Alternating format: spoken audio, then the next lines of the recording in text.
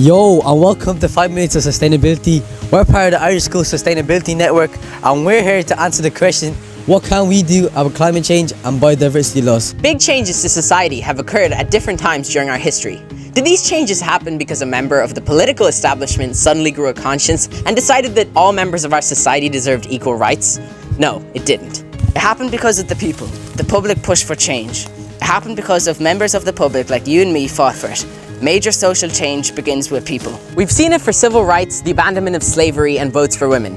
This social change happened because individuals had conversations. They shared their beliefs and values with other people and convinced them that it was the right thing to do. Small groups became bigger groups, constantly pushing for change. The movements grew and grew until they reached a threshold and achieved the change they wanted to see. This is politics, and politics begins with the people. The good news is that some social studies suggest that if you get 25% of the population on board, that's the tipping point on when everyone will follow. So if you get 25% of your class, your school and your staff on board, you should be seeing social change happening right in front of you. The next general election could be held in Ireland in the next 2.5 years. If you turn 60 before March 2023, you, my friend, could vote in it. One of the biggest actions that you can take right now to address the climate and biodiversity crises is to contact your local councillors and TDs. In your email, introduce yourself, tell them how you feel about the climate and the biodiversity crisis. If you can vote in the next general election, let them know. Tell them that you want to vote for a party that is going to secure you a livable future. Ask them what the party is doing to address climate change and the loss of nature. Politicians get contacted all the time, but climate change and biodiversity loss isn't always mentioned. Perhaps create some time in an English lesson to email your politicians. Type up that email in a Word document and save it. You can then find your TDs and councillors for your local area.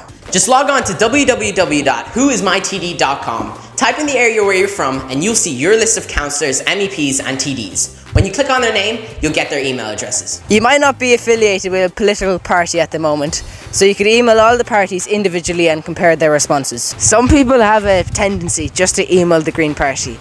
Out of all the other political parties, they're the ones that have the better environmental policies. So perhaps start off with the other political parties first before emailing the Green Party. We can see clearly that climate change is already happening.